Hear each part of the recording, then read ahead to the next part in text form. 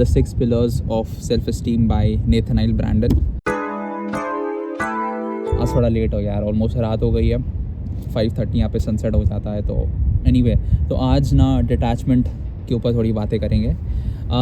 मैं जब ये बुक पढ़ रहा था ना, obviously this book is about self-esteem and इसमें 6 different chapters है about how self-esteem is important and how self-esteem is not just your psychological need but also an economical need। इसके ऊपर आगे थोड़ा बात करेंगे।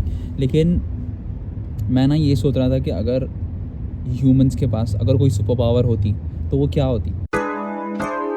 तो मुझे ऐसा लगता है, ठीक है, this is my own personal running theory, humans के पास कोई सुपर पावर होती तो वो होती the power of detachment, the ability to distance yourself from your emotions, या फिर the ability to distance yourself from any entity without losing your own meaning and value.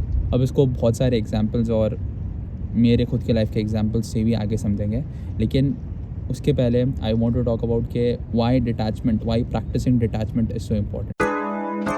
तो detachment तो solution हो गया ना, लेकिन surface level पे what is the actual problem. बहुत ही क्लीशे एग्जांपल लेते हैं of a breakup. You have gone through a breakup, आपकी रिलेशनशिप हैज़ एंडेड। क्यों ऐसा होता है कि you are not able to recover from that. Yes, as I said, emotional beings है, तो एक फेज़ आना, एक इमोशनल आउटब्रेक होना इज़ वेरी वेरी नॉर्मल। लेकिन why are you not able to get back to track again. आपकी जो normal life थी, जो ब्रेकअप के पहले एग्जिस्ट करती थी, क्यों आपको इतना टाइम लग जाता है रिकवर करने के लिए। The problem is simple, attachment to either that person और अटैचमेंट टू द थॉट कि वो इंसान के जाने के बाद ईदर मेरे लाइफ से मीनिंग कम हो गया, या फिर मेरी लाइफ की वैल्यू, या फिर मैं एज अ इंसान मेरी वैल्यू कम हो गई। दूसरा एग्जांपल लेते हैं, लेट्स सपोज आपके वर्क प्लेस में आपके सीनियर ने आपको डांट दिया। क्या प्रॉब्लम है? Attachment to your job, attachment to your senior, your boss, या फिर attachment to your own ego के यार मुझे कैसे कोई डांट सकता है।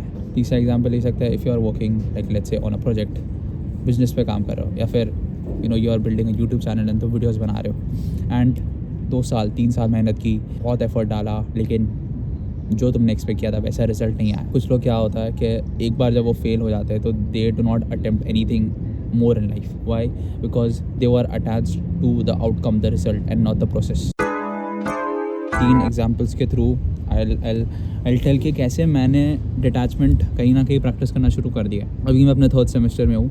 जब मैं 2nd सेमेस्टर में था तो we had presentations in our final assessments and उसमें से एक प्रेजेंटेशन बहुत ही बुरी गई। मेरे दिमाग में मैंने अपनी एक आइडेंटिटी ऐसी बनाई हुई है कि I am a good presenter, मेरी थोड़ी बहुत अच्छी कम्युनिकेशन स्किल्स है, ये मैंने अपने आप को बोला हुआ।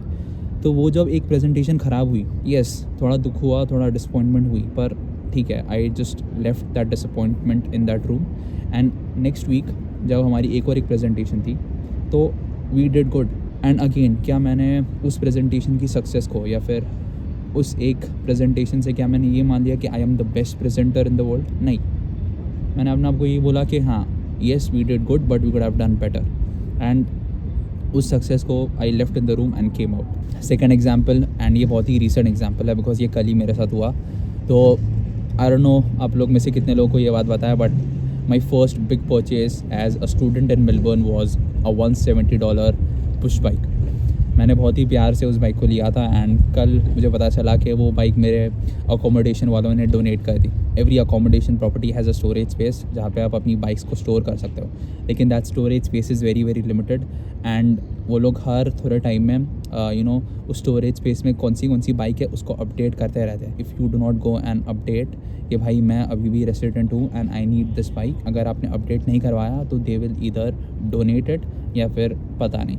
तो वो मेल आया था मुझे एंड आलस बोल लो या फिर केयरलेसनेस बोलो, मैंने अपडेट नहीं करवाया एंड कल जब मैं ऐसे ही देखने गया कि है कि नहीं, बिकॉज मुझे अंदर से बहुत धक धक हो रही थी, अचानक से मुझे याद आया कि चलो आज जाके देख लेते हैं। मुझे कहीं ना कहीं लग ही रहा था कि मेरी बाइक नहीं होगी एंड ऐसा ही हुआ, my bike was not there, it was donated. अब क्या मैं उसके पीछे रोता रहा या फिर क्या मैंने जाके झगड़ा कर लिया? नहीं, मैंने एक्सेप्ट किया।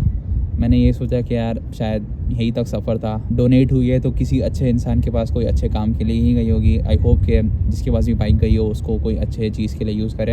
एक इमोशन था उस बाइक के साथ, लेकिन ठीक है, चली गई तो चली गई। और तीसरी चीज़, I think this YouTube channel, अब आई नो मैं बहुत ज़्यादा कंसिस्टेंट नहीं हूँ इन वीडियो से क्या आउटकम आएगा, कितने व्यूज़ आएंगे, कितने लाइक्स आएंगे, कितने कमेंट्स आएंगे, या फिर कितने लोगों को फ़र्क पड़ता है।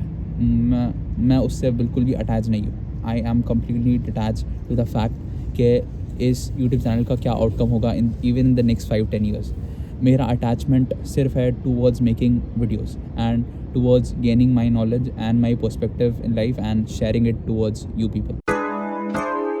मैंने एक बहुत ही अच्छी बात कहीं पे सुनी थी कि जैसे आप लोगों को और चीज़ों को ऑब्ज़र्व करते हो, वैसे ही आपको आपके इमोशंस को ऑब्ज़र्व करना चाहिए।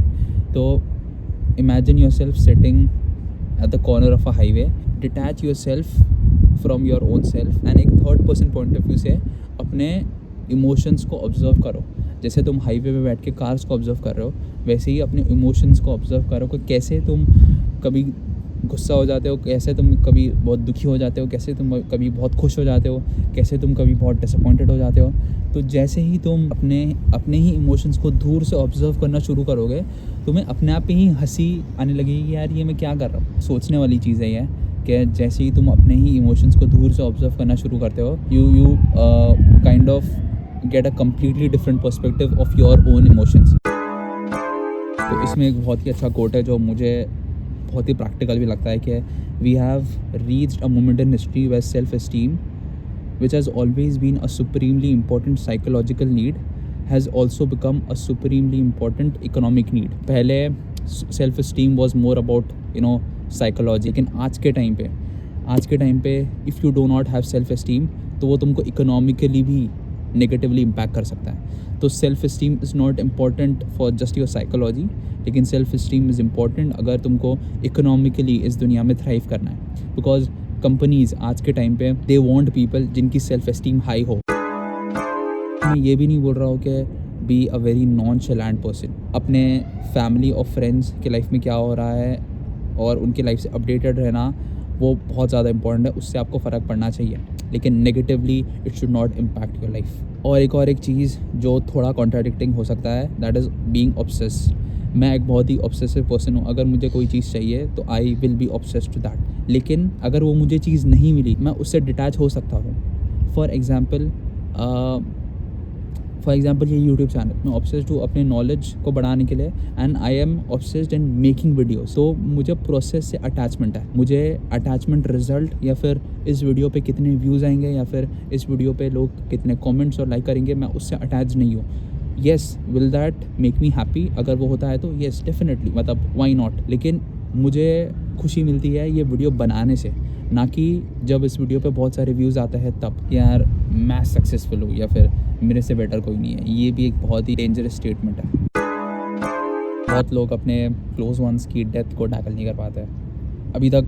आई हैवंट, मतलब एटलीस्ट मतलब फॉर्चुनेटली ऐसा कुछ मैंने अपने बहुत ही करीबी को नहीं खोया, पर आई नो कि इन फ्यूचर ऐसा दिन आएगा ही आएगा। लेकिन शायद जब ऐसा कोई दिन आएगा तो तब ये जो डिटैचमेंट वाली प्रैक्टिस है मुझे तब हेल्प करेगी। मैं ये नहीं बोल रहा हूँ कि तुमको फ़र्क ही नहीं पड़ना चाहिए, तुमको फ़र्क पड़ना चाहिए, लेकिन वो फ़र्क तुम्हारे लाइफ में रिफ्लेक्ट नहीं होना चाहिए, नॉट टू एन एक्सटेंट जहाँ पे तुम उसको नेगेटिवली अपनी लाइफ पे इम्पैक्ट हो रहे हो। अगर एक 1 लाइन समरी इस वीडियो से अगर आपको चाहिए तो मैं सिर्फ यही बोलूँगा कि nothing in life is permanent except for you, except for yourself. That's it यार, take care, I will see you soon.